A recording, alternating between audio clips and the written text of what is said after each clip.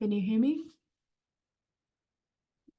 All right. So we just have one or two slideshows to finish AC 101, and we've started AC 102, and we're going to be starting Marma in the next few weeks also.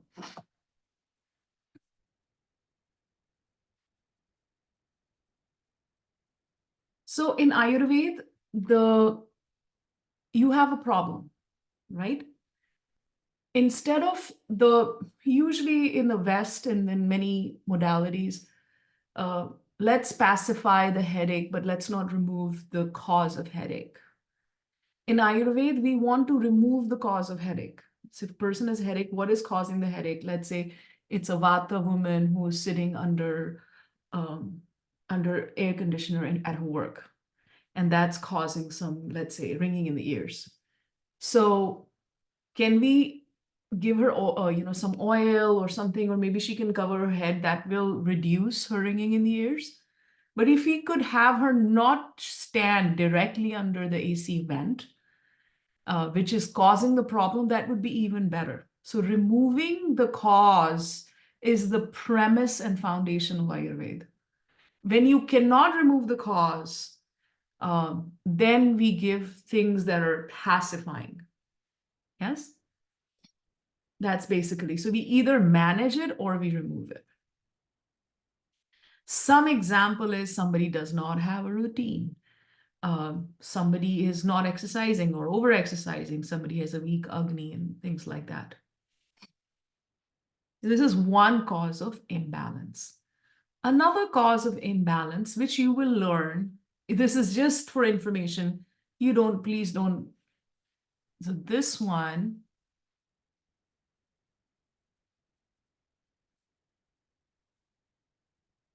and now Wendy's like, why? Why? In AC 101, the only thing we are learning right now is either dosha is increasing or decreasing, which is part of your Vikriti, right? You're part of your Vikriti, either VPK, something is going down with. This portion where we are learning doshas, moving out, localizing, we do in a course unit called, a module called AC 105 Ayurveda Kriya Sharir.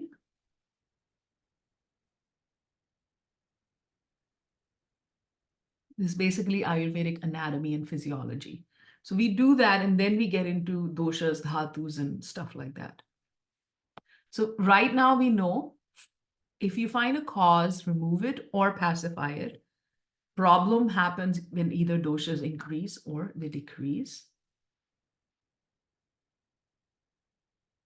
Then we also have stress from our sense organs. We can overuse our sense organs or underuse them. So that causes a problem. And this is actually a very common thing when you have a person fill out the intake form and you're interviewing them. For example, if somebody is sitting on a computer for their work all day, what sense organ are they overusing? Eyes. Eyes, exactly. What if somebody works in the music business, or they work at a club and there's very, very loud music all day? What is it? What is the misuse and mis-ears? What if somebody works at a nail salon or a hair? I don't know. Nobody does perming anymore. Remember perms? And that chemical they use for perming, or yes, then the nose is getting. So when we find out problem is coming, tongue, perfume also, using too much perfume would be one, or living near a place where the smells are terrible, or smelling chemicals would definitely be for the nose. And for touch, if you're not using any oil on your skin, any moisture, and just using like creams that are full of chemicals, that would be misuse, right? So we say overuse of a sense organ, underuse of a sense organ, and misuse of a sense organ. So that is one of the reasons for imbalances. So we have learned one of the reasons for imbalances, either dosha is increasing or decreasing. And then you have this sense organs, right? So two hetus have been covered. And this is called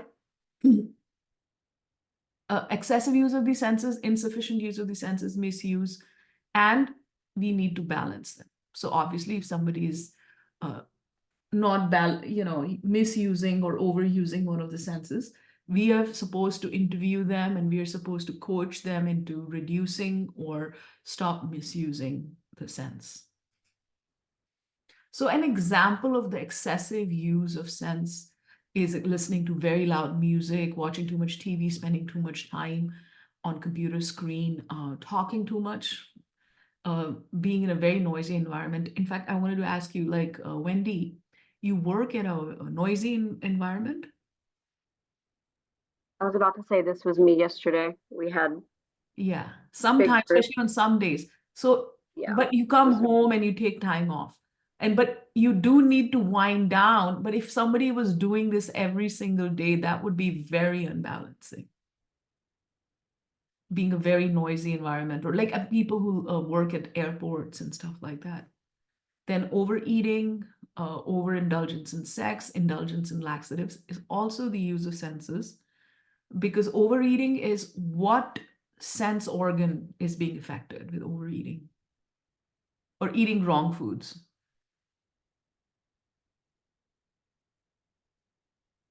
Umaji, which sense organ?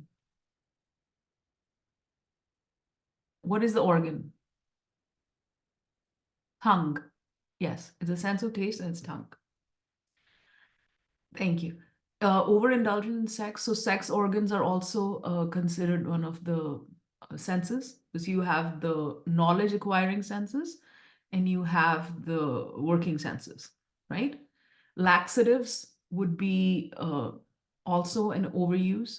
Also, I mean, just to, when we do an interview sometimes, and we were going to discuss this in Agni assessment, the client says, I'm not constipated. You will get this. When you ask them, do you get constipation? No. And then you start interviewing them. And you have a question in the intake form, do you take any laxatives or anything? Yeah, I take Senna or I take stool softeners. So then your obvious questions is, if you were to not take stool softeners, if you were to not take Senna or these laxatives, would you be constipated? Then the answer is yes. So if you are not constipated by using laxatives, that means you're constipated. Because you need, without it, it's not like, this is just one example of Senna. So this Senna is an Ayurvedic herb. It's naturally available. It's available in most stores now. It's a purgative. We use it in Panchakarma. It purges, and it's very dangerous if you use it. And I have had people who use it every single day, every day, every day. You could do anything now. They have basically, um, it kills off if you're using it every day for months. I knew somebody who was using it for 10 years. I couldn't do anything for this lady. She had just abused her colon.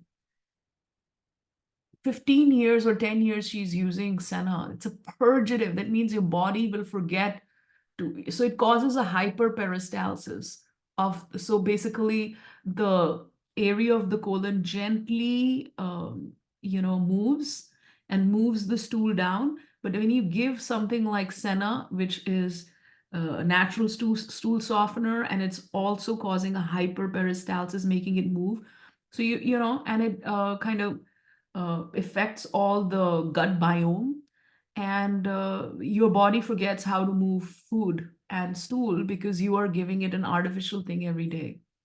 So just, this is one example of, because uh, so poor eyesight for poor eyesight, poor digestion. There's so many health issues that can happen because of the external stimulants. So hunger, tongue, we said insufficient use. What does that mean? So tongue is taste. If you're not eating enough, if you're starving, right? That would be underuse of the tongue. Make sense? Another underuse is We need bright therapy, light therapy. For example, people get sad. It's a syndrome that happens when there's not enough sunlight in winter months. So when we don't have sunlight, we feel depressed. So a sun lamp in the winter weather is a great idea. Otherwise, they can be a seasonal depression. So this is part of the overuse, underuse in different sense organs. Misuse of the senses.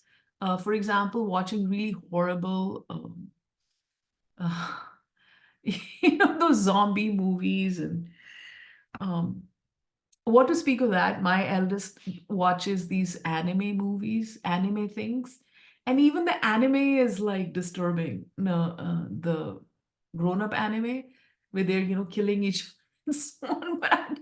So watching horror movies with horrifying things and distressing, watching a murder happen, watching it basically has a very negative effect on the mind.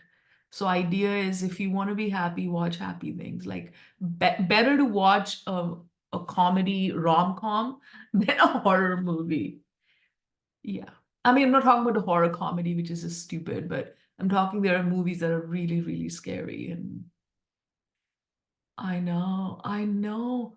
Some of those games are terrifying. I can't even look. Umaji, tell me about it. Yeah. All right. So this was a very small, so this is something you can start immediately. You want to, your skin, your nose, your tongue, ears, eyes, hands touch. We want to have them all in balance. So underuse, overuse, misuse. Okay. That was the end of this one. Let's start with the other one.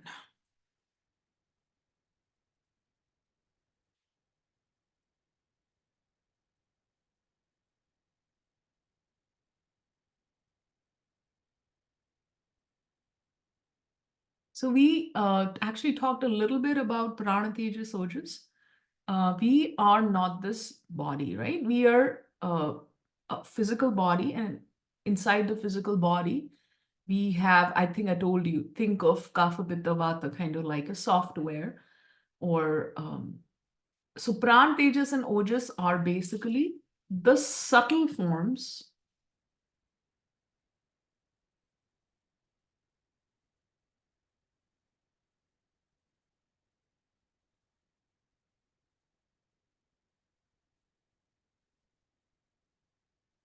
So Pran is the subtle form of Vata.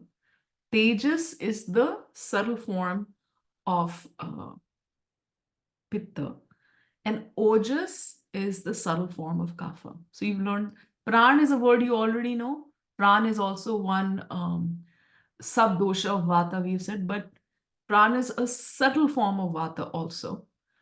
Tejas is if you were, so we have Pitta in our physical body, but we also have Pitta in our cellular membrane, and we also have Pitta in our energetic body. So in the energetic body, which is not physical, how will Pitta stay? It stays in a form like Tejas. And then the subtle form of Kapha is Ojas. And that's what we will be doing in this slideshow.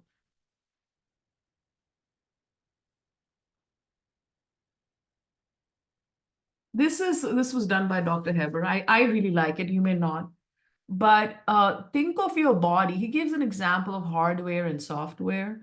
So the tissue systems, which are called saptadhatu, your skin, your muscle, your fat, your blood, and they form up the tissues. The tissue system is the hardware. You have your bone and tissue and so on.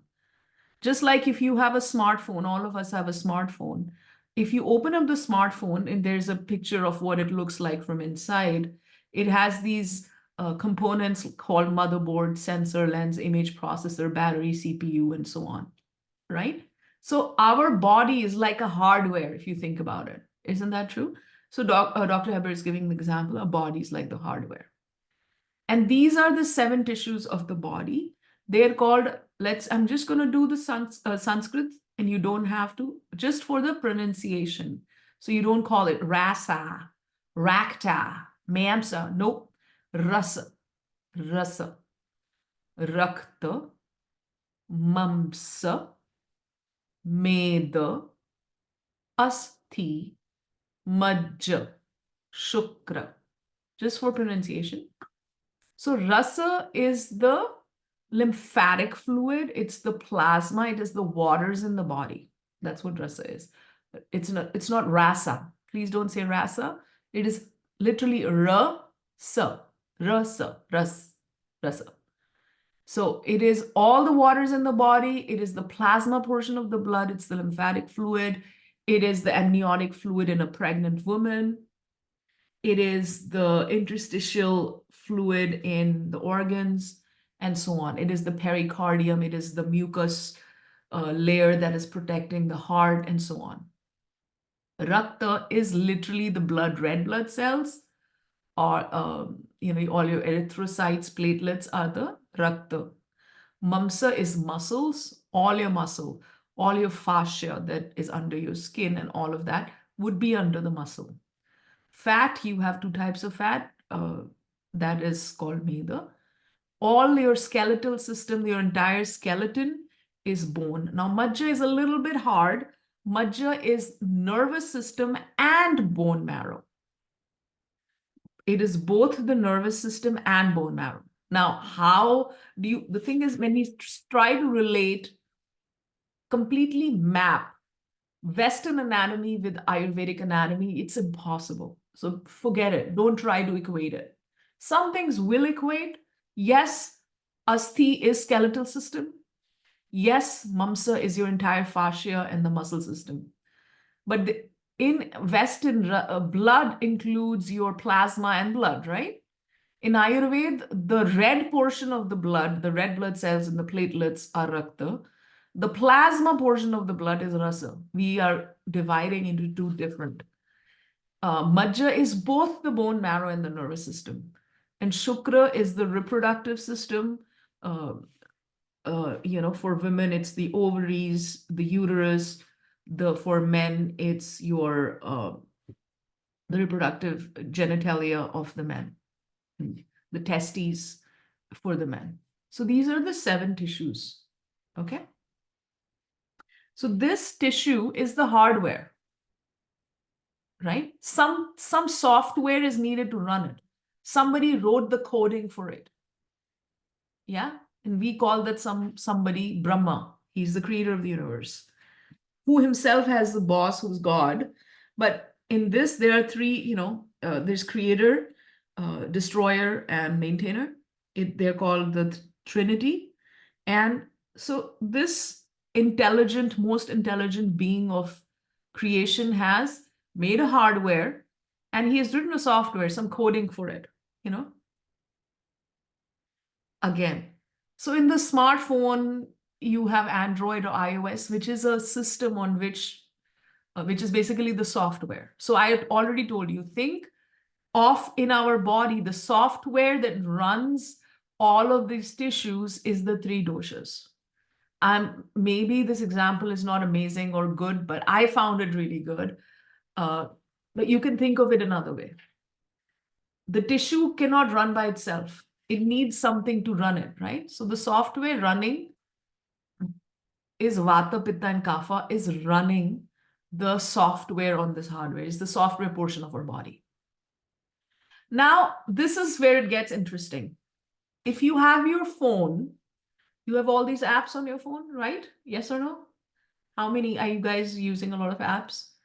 I am so terrible with apps. I barely use any. I use Instagram sometimes. Once in a while, I'll use Facebook. I do banking apps. That's it. That's pretty much it. But still, we all use it. But we only use the outer portion of the software, which is the user interface. So this is if you look at the picture below, this is the user interface. If you want to check your mail, you will click on this and so on. What is happening behind the system? Software is being run by a code. Is that correct?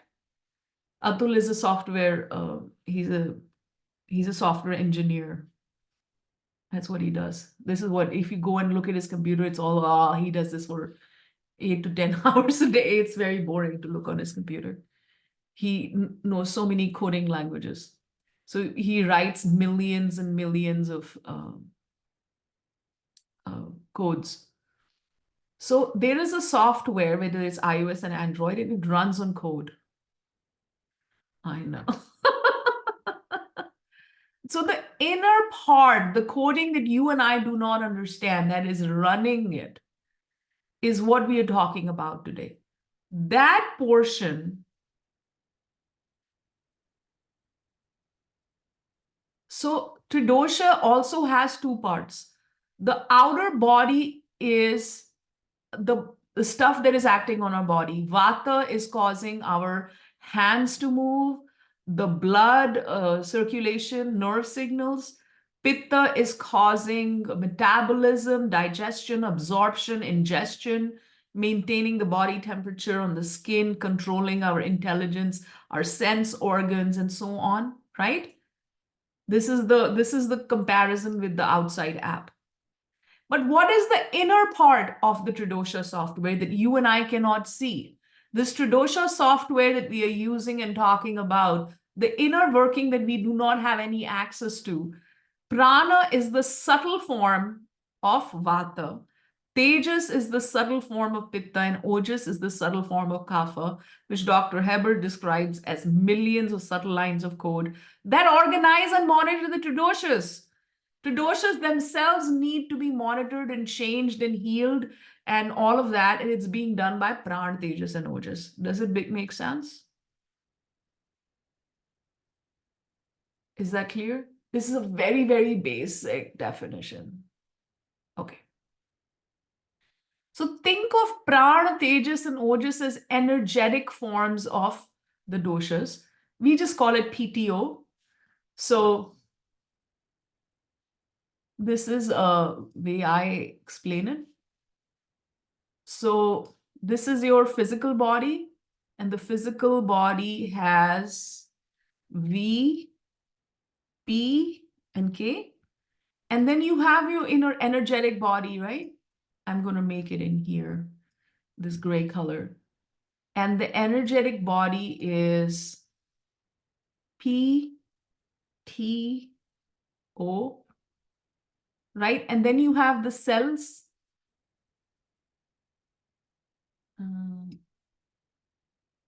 And you also have little cells in your body. How do Vata, Pitta, Kapha exist in your tiny cells? Each cell has a manifestation of Vata, Pitta, Kapha. It exists as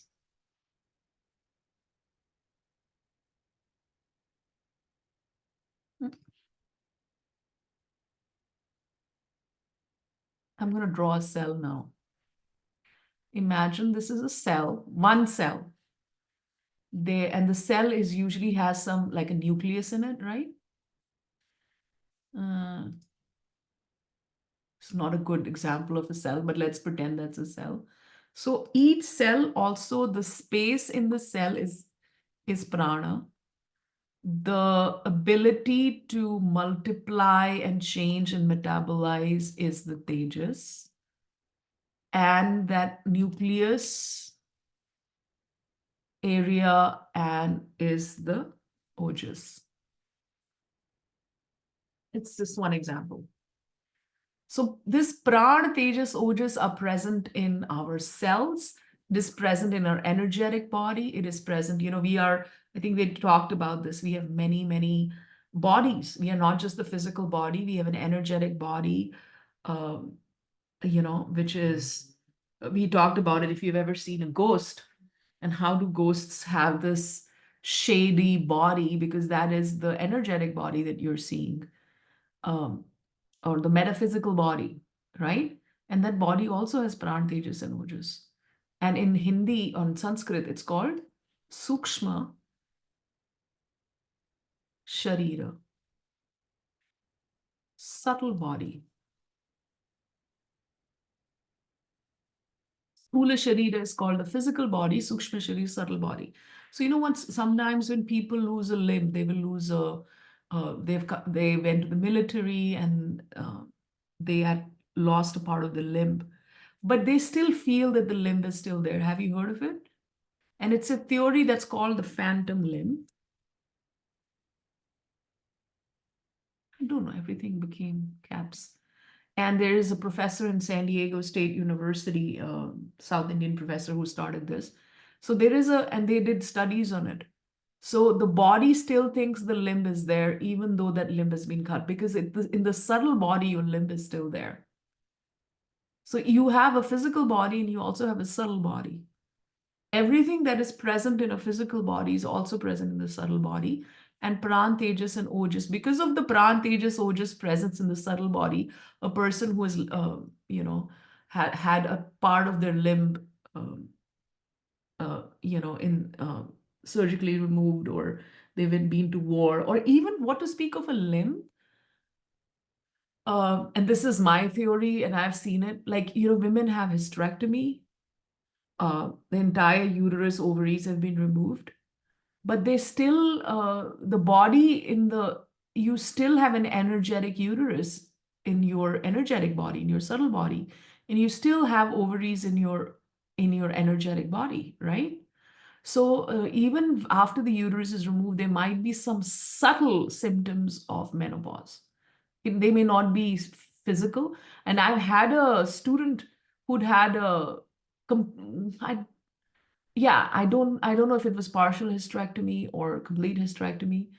And she said, I'm not supposed to have a menopause, doctor said. And she was having hot flashes and she was being moody. Her hot flashes were not bad. They were just kind of mild.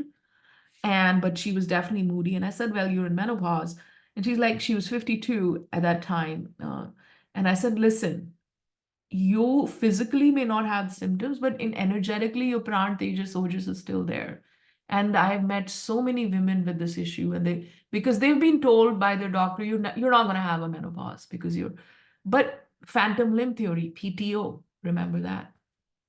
It's a very amazing, beautiful concept. Uh, the pran, tejas, ojas. Again, let me save this.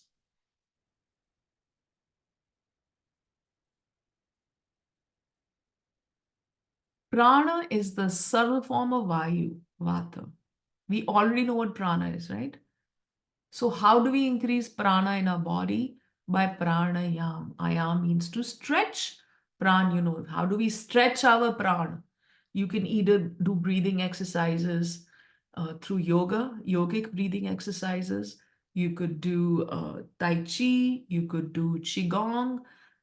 Is the best way to increase prana in the physical body as well as in our subtle body is pranayam. Not exercise. Not exercise. Pranayam is more important. Andrea, do you agree? Yes. Yeah. So pranayam, stretch the pran. So slow breathing, and this is well known. When you slow down your breathing, then your nervous system activates the parasympathetic nervous system activates, you relax, and your mind goes from a stimulation mode to it releases the stress hormones, and peace and relaxed happy hormones are released by pranayam.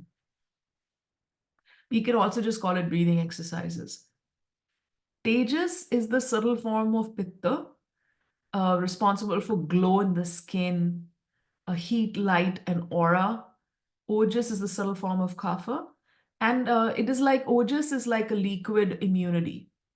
So there are two types of ojas. You have literally ojas that it is the result of perfect digestion, meaning the food that you ate the example that is given is you get whole milk. You get whole milk. Let's say you get whole milk straight from the cow. It's raw milk. And now we need to boil the milk because it may have some bacteria in it. And we remove the cream from the milk. And we take the cream, we boil the milk, and then after boiling, we remove the cream. Then we take the cream and we turn the cream into like clotted cream or thick cream. Then we heat the cream and it will turn into ghee, right? So raw milk has now become ghee. when the food that we have eaten has become this very subtle thing called ojas. That is one form of ojas. That is a subtle form of kapha. There is another form of kapha that is given to us by God. It is 8 drops and it's a metaphysical substance. It is not physical. And it is given in our heart. So even if somebody is dying and they have no energies, they still pull through. Why? Because of that 8 drops, Ashtabindu, 8 drops of ojas given by divine when we were in our mother's womb. And that 8 drops of ojas usually comes in by the 8th month of pregnancy. It's slowly coming in and it's coming in the heart. And it's a direct blessing from the divine. And it never moves, it remains in the heart. This other type of ojas, the ojas that is physical, it's supposed to be the color of rice paddy, the smell of the consistency of honey. So there are some examples given of what the physical ojas looks like. For you right now, just focus on the physical ojas. The divine ojas that comes in our body is something we'll discuss later in later classes. What I want you to take away, I know that you know what prana is.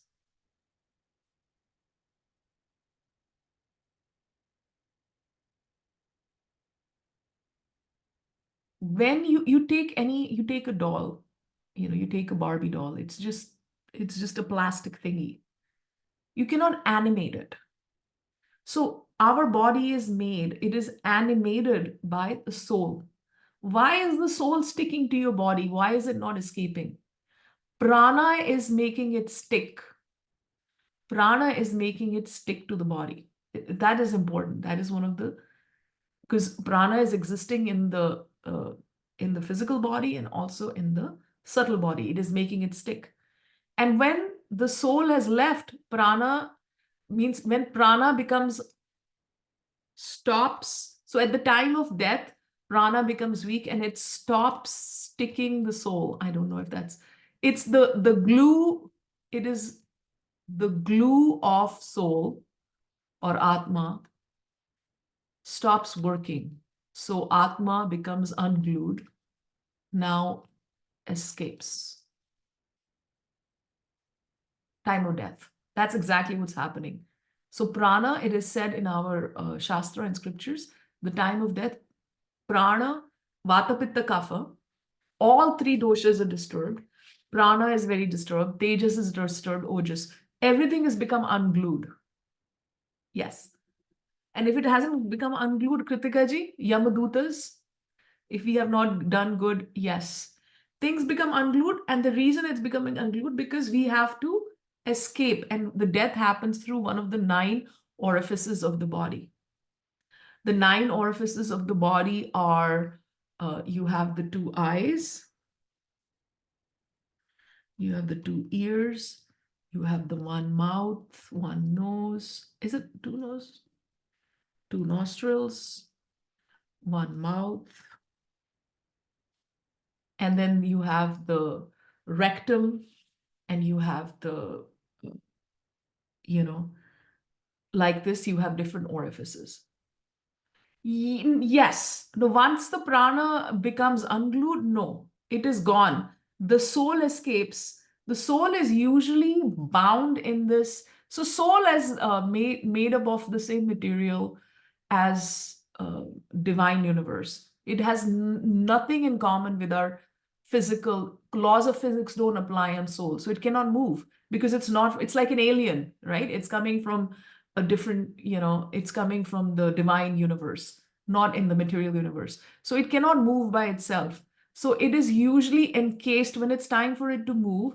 It is encased in a ball of our kind of ego, mind, and intelligence, which we call what? Consciousness. Right? And the atma is, the soul is inside it, and it's the example is given just like cotton. is carried, and then it's carried on to the next body. But there is help. There is divine beings that help it.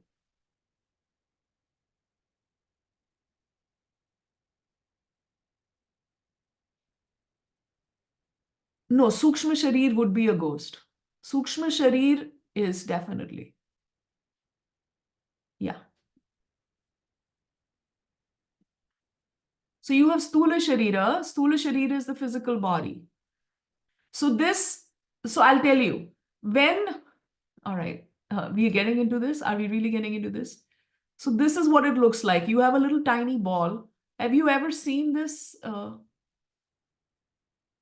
If you go to Varanasi, Varanasi is a place in India, it's a holy city where millions and millions of people come to cremate its dead bodies. And I had a friend who was a very famous psychic medium in California. Her daughter had passed away, and I encouraged her to go to Varanasi to do the last rites. Her daughter was just hanging around in the house, young girl. I said, you need to do last rites of this kid. She's like, I like having her around. I said, but she needs to move on. Finally, we convinced, and she went to India.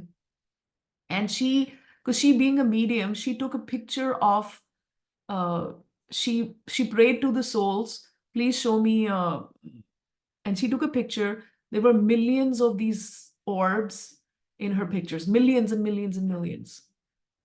So if sometimes camera captures like that orb, we had a client, we did her Shirodhara, and she said she was feeling an entity next to her all night. She had just come from India. She'd literally just come from India she'd gone on a holy, uh, you know, um, it was a holy, holy holiday. Uh, she had just come from India. And when we did her Shirodhara, we made a video and we captured the entity in the camera. It's literally looks like this. Now, when the body is given, let's say this little very tiny ball, which has the Atma inside it, is usually what a ghost looks like. Sometimes when they are very attached, they don't want to leave.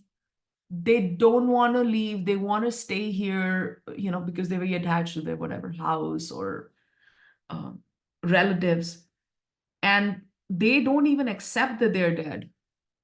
In that case, then sometimes their body is the same as their physical body and it looks same.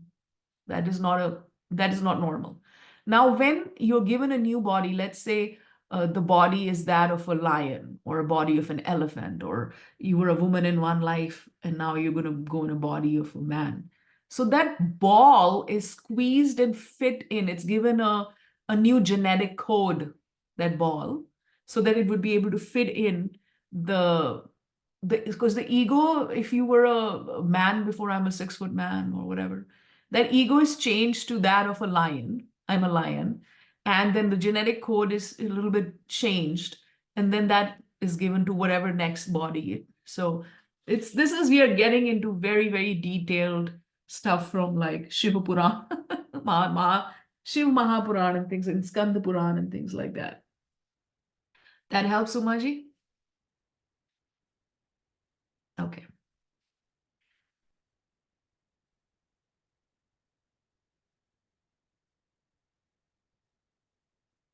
Only takeaway from here for you guys is Pran is the most important of the Vata doshas, right? People who are full of Pran, they're very vibrant, they're full of life, they don't get tired easily. You've seen saints and monks who are brahmacharis, who are, either living in the Himalayas or something, or some mountains. And you see these Chinese monks in, mountains, and they're doing all kind of feats. And they live very simply. They have a lot of Pran in them. Pran is, we already know this. So from Ayurvedic perspective, think there are two things. We will also call oxygen Pran, right? But Pran is also, when Pran leaves the body, it is death. So for the sake of learning, we have divided Pran into the oxygen part. Clinically, Pran is the oxygen. Clinically, that's all it is. It's oxygen. But from the learning perspective, we know prana is a lot more than just the oxygen. Pran, this is why we get up in Brahma Muhurta early morning to do our spiritual. So we need a spiritual life. We don't just need, um, you know, if all we do is endeavor for a physical body or even our mind and we ignore our spiritual life, whatever it may be, it has really nothing to do with religion, then our lives will never be fulfilled and we'll always be unhappy and we'll always be looking for something. Everyone's looking for something, more money. I want this. And why? Because we want happiness. And unless we have a spiritual life, that happiness ain't happening. I mean, physical body is gonna, jara vyadhi, janma mrityu jara vyadhi, life, death, old age, and disease. And then eventually it's gonna die. Mind, yes, it will go through our karma and whatnot. It's the spiritual life that will carry over in the next life. So we need to have a spiritual life ourselves, and we need to encourage our clients to have some form of spiritual, and it has nothing to do with religion. In Greeks, they call it pneuma. That's why pneumonia, the word pneumonia, pneuma, or breath. In Japan and China, they call it the chi, Qi, chi, right? And we call it prana. And this is just, I'm not going to get into that, but this is one way of increasing. I don't do so much pranayama. I mean, I do, but I prefer to do qigong uh, because I could do it while I'm even in the car. But also you can do some basic pranayamas while you're like driving, because that's when I'm most stressed. But yes, pranayama is one of the best things that you are going to suggest to your clients. Yeah. Yeah. Yeah, be happy, go for nature walks, do yoga, pranayam, sometimes fast, have spiritual practices. We're not talking about prana, the vata prana, oxygen. We are talking about the vibrant prana, the subtle prana here. Tejas is very interesting.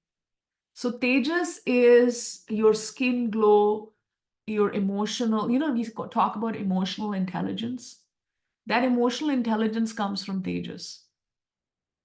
Tejas is think of physically in the cell, in a cellular membrane.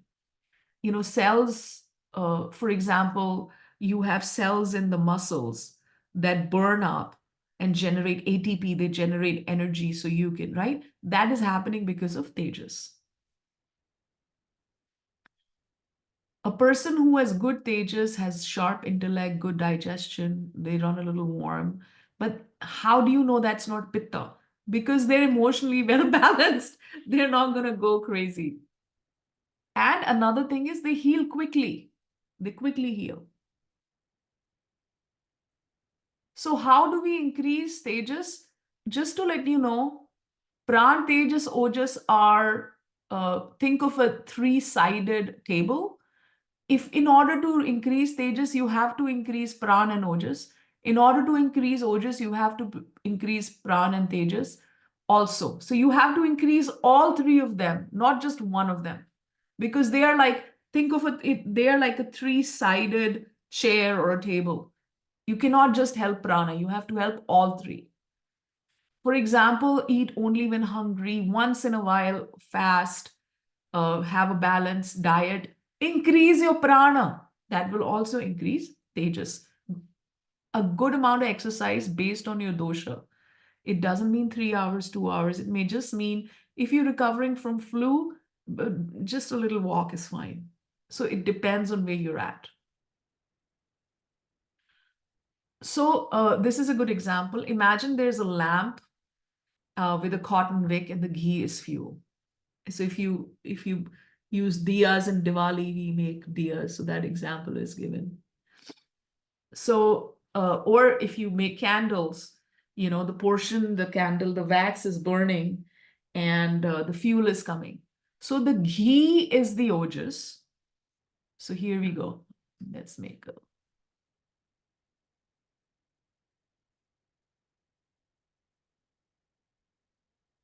a I'm making a, sorry, I'm making a, the,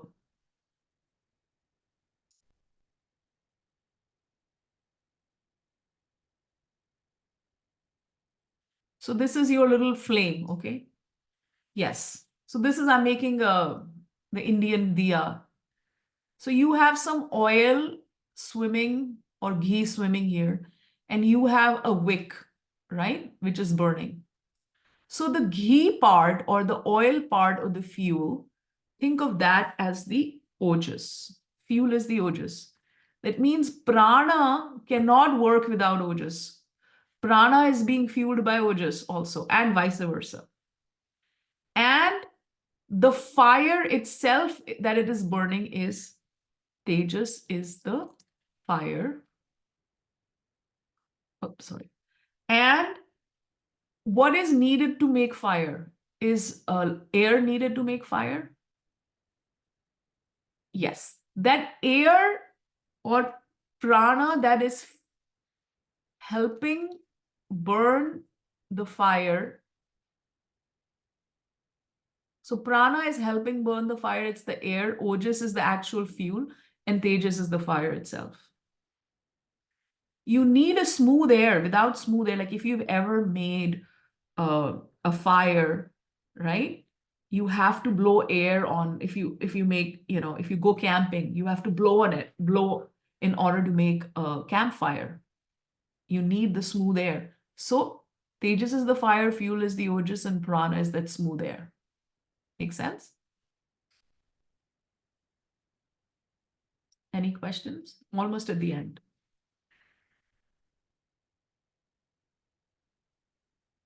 Okay. Now, ojas is, think of it as a supporting base. You know what example I like to think of? Think of an egg.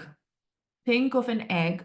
You know, the yellow or the white of the egg is ojas, the egg white. Why? Because it's inside the egg white that you have the nucleus and so on, right? And the yellow portion of the egg, which is going to get converted into whatever reptile or bird or whatever, is the tejas. And the air portion, there's some space in the egg, right? That space is the prana. That is another example. Ojas is the immunity. Ojas is the amniotic fluid in a. So think of, this is what I was trying to say. This is another example. Yeah. So if ojas is the container, then prana and tejas are the membrane. So if you have an egg, the egg white or the fluid is the ojas because it's sustaining the tejas and it's sustaining the prana. They need energy, right? Everything needs energy. Without energy, even air is not going to work. So that energy is coming from immunity, from ojas.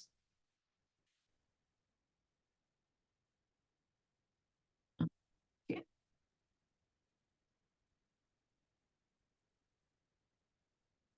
This I'm not going to discuss today.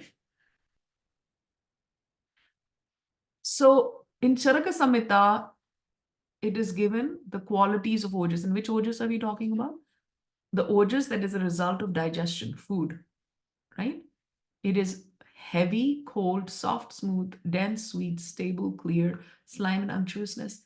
Don't even bother reading this slide. You will not be tested on it. This is just for informational purposes only. And just to give you an idea, that think that the qualities of ojas are actually exactly the same gunas and qualities of kapha. That's all we're trying to say. Is kapha heavy? Yes, ojas is also heavy. Is kapha cold? Yes, ojas is also cold. Kapha is soft, smooth, dense, sweet, stable, clear, slime, oily. So why do kapha and ojas have same qualities? What is the answer? Why do kapha and ojas have the same qualities?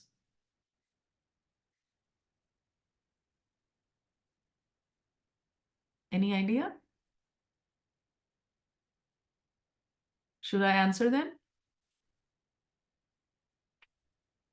Because ojas is the subtle form of kapha. That is why they have the same qualities. Whole milk and ghee have same qualities, don't they? That is the answer. So I already mentioned there are two types of ojas. There's the divine ojas in the heart. It never moves. It stays in the heart, and we'll discuss it later. And so that's all you need to know about this slide. We're going to do it in a... So ojas is literally with the immunity. Without ojas, when ojas is good, prana and tejas are good, and everything else works perfectly.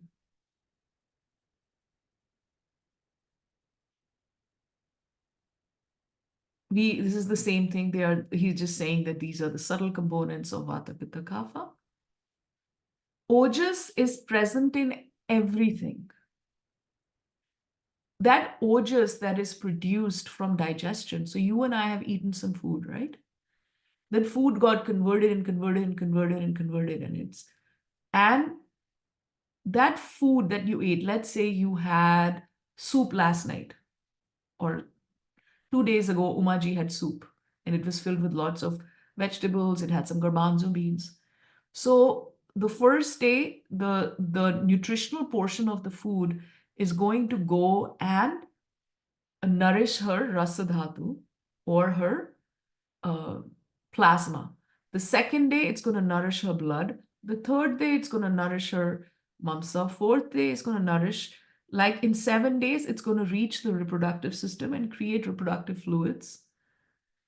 And the reproductive fluids are then going to create ojas. And again, we do this in a lot of detail in Ayurvedic anatomy. That's all I'm going to do it. That there is a cascading process. Think of these as 7 steps. It's actually 8 steps.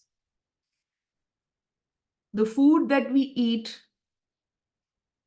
first nourishes, the first dhatu or tissue that it nourishes is the plasma, then blood, then muscle, then fat, then bone, then a nervous system, then the reproductive system, then it turns into ojas. And again, this is the something we do in detail. Even if you don't review this slide, that's totally okay, because we're going to do it again.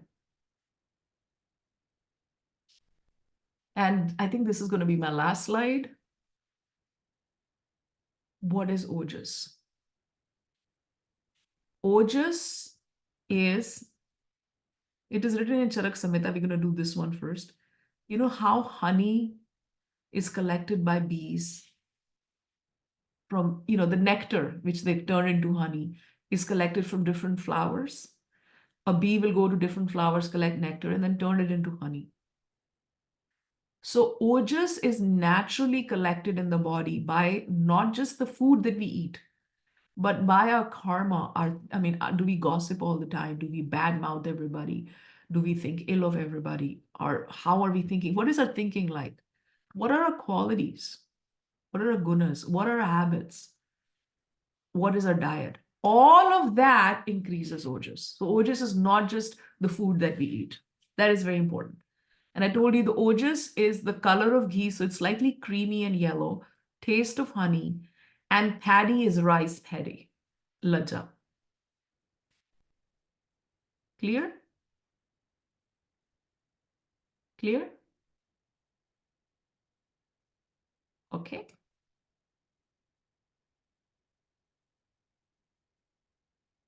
I'm not sure this is a good example. Dr. Heber loves The Rock. I have seen him use rock pictures in so many. I'm like, what's with The Rock? But yes, it's true. Look at him. If a person is kapha, they naturally have good. I know. Totally. I'm like, what's up? But it's correct. I'm like, why do you always use The Rock? Because he's like if you were to take Rock as the person with the best ojas, none of us human beings will compare. That's why I have a problem with it. Like, who can compare with that guy, right? But yes, actually, person who has good ojas, I will give you an example of a person who has good ojas. Let me open the YouTube.